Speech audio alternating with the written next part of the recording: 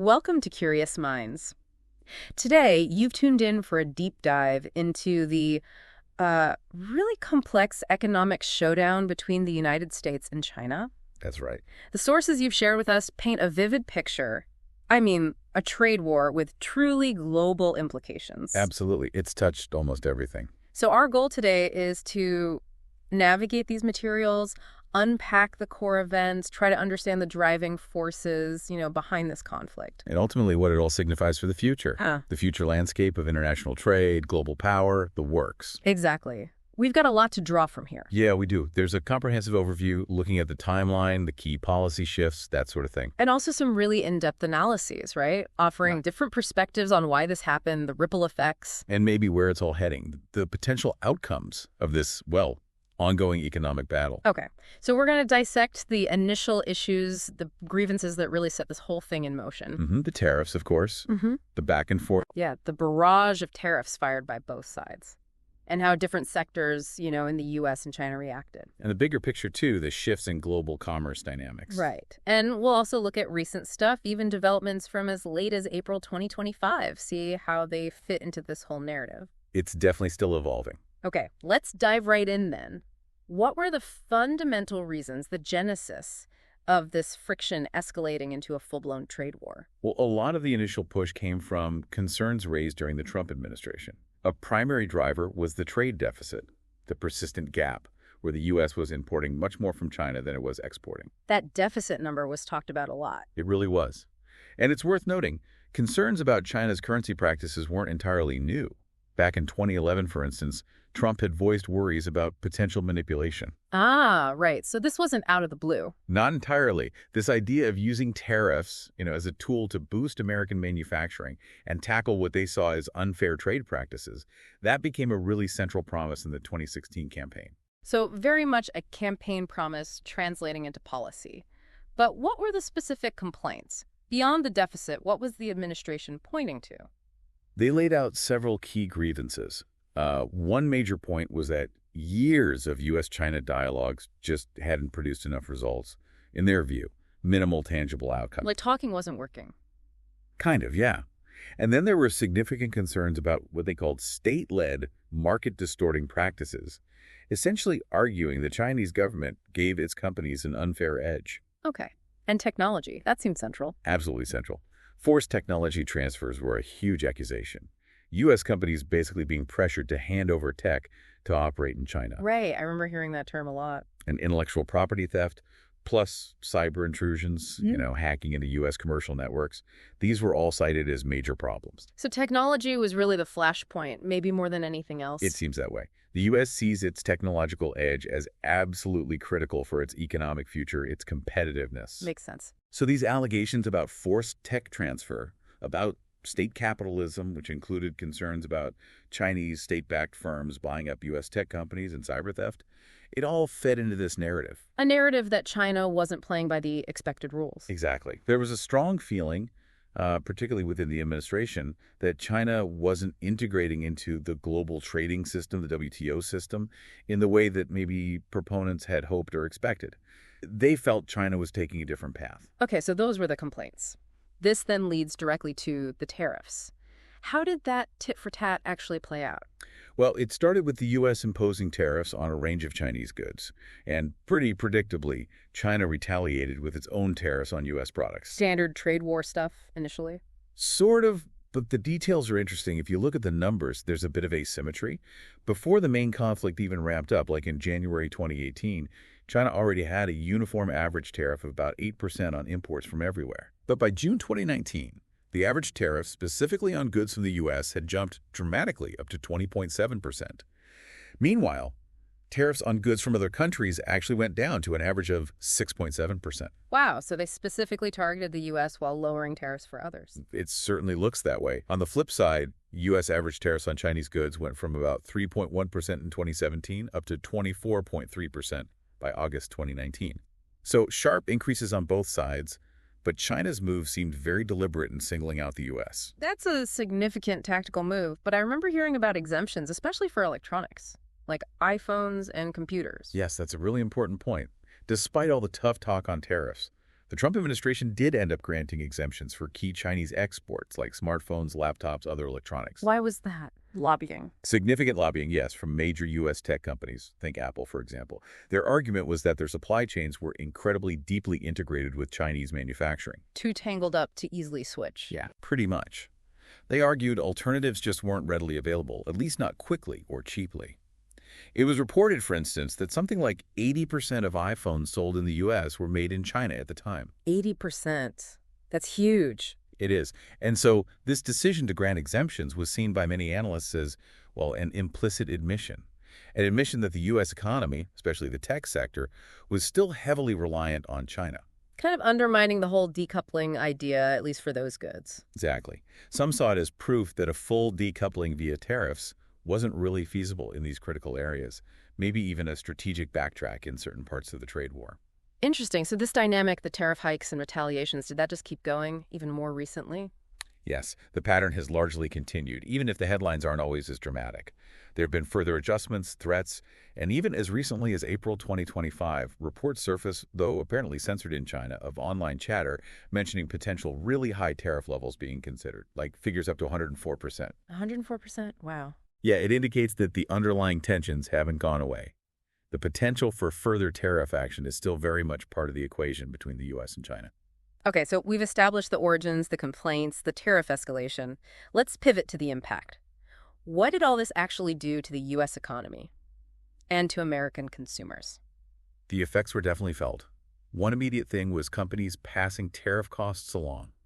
Faced with higher import costs, many U.S. firms raised prices for consumers. So stuff got more expensive. Pretty directly, yeah. Yeah. Economic analyses showed prices for intermediate goods, things businesses use to make other things imported to the U.S., rose significantly, maybe 10% to 30%, largely matching the tariff sizes. So it wasn't just the final product, but the whole supply chain cost. Right. And a Goldman Sachs analysis around May 2019 confirmed this. It showed the Consumer Price Index, the basket of goods consumers buy, increased more for the items hit by tariffs compared to non-tariff goods. So yes, everyday things cost more for American families. That hits home. What about the overall economic mood, business confidence, things like that? We saw a noticeable dip there, too. Around August 2019, both consumer sentiment and small business confidence took a hit. A lot of that was chalked up to the uncertainty. Just not knowing what was coming next. Exactly. The unpredictability of the trade war created anxiety, and the manufacturing sector showed signs of strain. Key indicators like the Purchasing Managers Index, the PMI. Right, the ISM one? Yeah, that one, and another from IHS Markit, both pointed towards contraction in manufacturing during that period. Business leaders were worried about falling export orders and the headache of trying to shift supply chains away from China. And this pain wasn't spread evenly across the U.S., right? Some areas got hit harder. Definitely not evenly. The Midwest, especially states heavily reliant on agriculture like Iowa, Illinois, Kansas, they were hit particularly hard by China's retaliatory tariffs. Ah, the agricultural tariffs. Soybeans and pork. Exactly. Those were major targets. These states saw the biggest share of losses in U.S. agricultural revenue in 2018. We're talking billions of dollars. Tariffs on things like soybeans and pork reached really high levels, sometimes 80%, even 100%. Which effectively just slams the door shut on a massive market for them. Pretty much. It was devastating for many farmers. Were there attempts to soften that blow? Any as support or new markets? There were efforts, yes, especially for soybean farmers who were incredibly reliant on China. They pushed hard to find and grow new markets, places like Mexico, Egypt, the EU. Did that help? It did provide some relief, partially offsetting the huge losses from China in 2018. Yeah. But it didn't fully make up for it. Then there was the Phase 1 agreement in 2020. Right, the deal that was supposed to get China buying more U.S. stuff. Yes. China committed to substantially increasing purchases of U.S. goods and services. There was a specific target for agriculture, $80 billion over 2 years. How did that pan out? Well, they didn't quite hit the mark. By the end of the agreement period, China had only fulfilled about 73% of that agricultural purchase target. So, progress, but not the full amount promised. So Phase 1 offered some hope, but didn't fully deliver, at least on the farm front. Now, moving forward to the Biden administration, has the approach changed fundamentally? Are the tariffs gone? Not really, no. The Biden administration has actually kept many of the Trump-era tariffs in place, and they've continued to use other tools, like export controls and investment restrictions targeting specific Chinese companies. Still citing security concerns? Yes, the stated rationale continues to be safeguarding U.S. economic and national security interests. And more recently, leading up to September 2024, we saw new tariff hikes announced. On what kinds of goods? Things like solar cells, lithium-ion batteries for EVs, steel, aluminum, some medical gear, and there are plans for even bigger increases down the line, potentially 100% tariffs on Chinese EVs, 50% on solar cells, 25% on other key goods. 100% on EVs. That's basically a ban. It's a very strong signal. And China hasn't just sat back. In response, there are reports they intended to ban the export of certain crucial components needed for making advanced semiconductors. So the tech battle continues just as fiercely. Absolutely. It highlights the ongoing tension and the potential for escalation, particularly in these high-tech strategic sectors. It really does feel like the U.S. is still wrestling with this deep economic entanglement with China, even across administrations. That seems fair to say. The reliance, especially for electronics, cell phones, computers, batteries, these are still huge export categories for China coming into the U.S. Makes you wonder about the whole reshoring or reindustrialization push. It does raise questions about how feasible or how fast that can happen, especially when you still need exemptions for these incredibly crucial consumer and business electronics that are just fundamental to the modern economy. Okay, let's shift focus now. How has China navigated all this pressure? What's their side of the story, their strategy? China's response has been, well, pretty strategic and multi-layered. Some observers argue their retaliatory tariffs were actually more targeted, maybe more truly reciprocal in their impact than the initial broader U.S. tariffs. More surgical, perhaps? You could say that. But beyond just tariffs, there's been a really significant push and acceleration towards technological self-reliance and boosting domestic innovation. We hear a lot about that. Is it codified somewhere? Yes. It's a core part of their official planning, specifically in the 14th five-year plan, which runs from 2021 to 2025. Their stated goal, publicly at least, isn't about replacing the U.S. as the top dog globally. But more about ensuring their own growth. Exactly. Ensuring their own continued economic growth, technological progress, and, importantly, resilience. And are we seeing real results from this push? Is the self-reliance goal actually happening? There's definitely evidence of progress in key domestic industries. Hmm. Take civilian aircraft. They're making serious efforts to challenge the Boeing-Airbus duopoly that's dominated for decades. With their own passenger jets. Yes. We're also seeing rapid development in pharmaceuticals and, crucially, semiconductors. And it's possible the U.S. restrictions actually spurred them on, accelerated their efforts in these areas. An unintended consequence, perhaps? Could be. There were even reports of Chinese airlines being told to delay deliveries of Boeing jets, maybe signaling a shift towards homegrown alternatives down the line. And what about that Made in China 2025 plan? Are they hitting those targets? It seems they're making significant strides in several high-tech sectors targeted by that initiative. Things like drones, solar panels, advanced materials like graphene, high-speed rail, EVs, lithium batteries. They're becoming world leaders or major players in many of these fields. So it wasn't just talk, they're executing on that plan. The initiative is a big state-led effort, using strategic investment and R&D to become a manufacturing powerhouse in these key future industries. And it seems to be bearing fruit in many areas. It sounds like China isn't just reacting defensively, they're actively adapting, investing, aiming. That's been a really critical development. Southeast Asia, the ASEAN bloc of countries, has actually replaced the U.S. as China's single largest trading partner. Wow, ASEAN over the U.S., that's big. It is. And we've also seen the share of China's exports going to the U.S. decrease, even while China's total exports globally have continued to grow. Meaning they're diversifying their customer base. Precisely. They're less dependent on the U.S. market as their sole major outlet. That diversification is key. Does this shift give China more leverage in this whole U.S.-China economic tussle? It certainly contributes. The basic fact that China sells much more to the U.S. than the U.S. sells to China gives them inherent leverage. American consumers rely heavily on Chinese goods across many categories. The consumer dependence factor. Yes, and historically, China's position as a major holder of U.S. Treasury debt was seen as leverage, though their holdings have decreased somewhat recently. Still a factor, maybe less potent than before, but it's there. So this trade war, it's clearly not just about dollars and cents or tariffs. It's deeply political, geopolitical. What are those dimensions? From the U.S. perspective, this is often framed as part of a much larger strategic competition.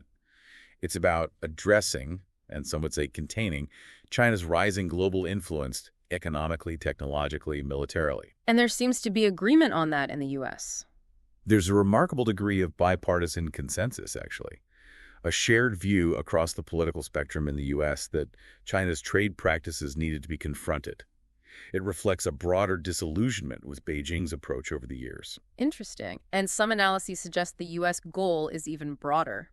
Some interpretations, yes, suggest the U.S. strategy is partly about compelling other countries to align more closely with and contribute more to the U.S.-led global financial and security architecture, sort of reinforcing the existing system. How does China react to that kind of framing? China has consistently projected a very firm stance.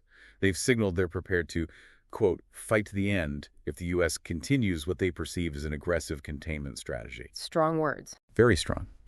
And you hear observers increasingly using terms like a new Cold War.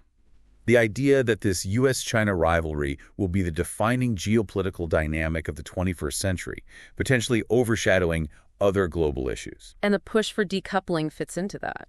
Yes, the U.S. efforts to decouple, especially in sensitive technologies, are seen as part of that strategy restricting China's access to advanced Western tech. But this raises huge questions and concerns about the consequences if the economic relationship were truly severed. The potential fallout could be massive, extending way beyond just economics. Absolutely. Into security, military, all sorts of unpredictable areas. We've mentioned some recent events, but maybe recap a few key ones from, say, 2023 to early 2025, just to illustrate the current state of play. Sure. Early 2023, we saw the EU aligning with the U.S. on restricting advanced semiconductor tech sales to China. That was significant. A united front, somewhat. Somewhat, yeah. China responded quickly, expanding its own unreliable entities list to include some U.S. firms in February 2023. So, more tit for tat. But there were talks, too. Yes. Despite the friction, there have been ongoing high-level diplomatic efforts.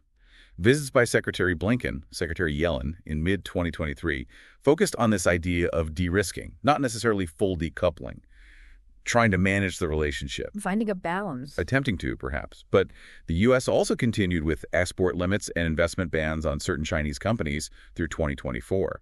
And then, late 2024, China launched an anti-monopoly probe into NVIDIA, the big U.S. chip maker. Targeting a major U.S. tech player. Right.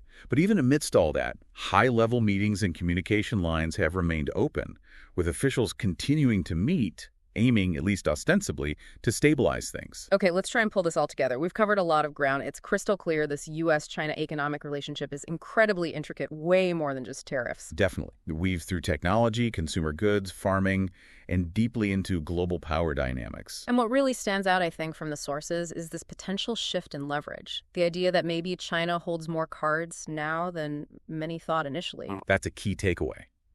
The U.S. dependence on Chinese manufacturing in vital sectors, you combine that with China's growing domestic strength and its success in diversifying trade away from the U.S. It presents a really complex challenge for American strategy, both economic and geopolitical. So for you, our listener, really getting a handle on this dynamic is pretty crucial today. I mean, whether you're following business, global politics, or just trying to understand the news. This U.S.-China relationship is a central thread running through almost everything. You can't really ignore it. Which leads us to a final big question for you to think about. Given these deep interdependencies, side by side with the obvious potential for friction and conflict, what could a truly stable, mutually beneficial long-term relationship between the U.S. and China actually look like? Is it even possible? It's a huge question, and the answer has profound implications, not just for them, but for the entire global economy and international stability. Definitely something to mull over. If you found this deep dive into the U.S.-China trade landscape insightful, if it gave you some food for thought, please do take a moment to like and subscribe to Curious Minds. We'll be back with more explorations of complex topics.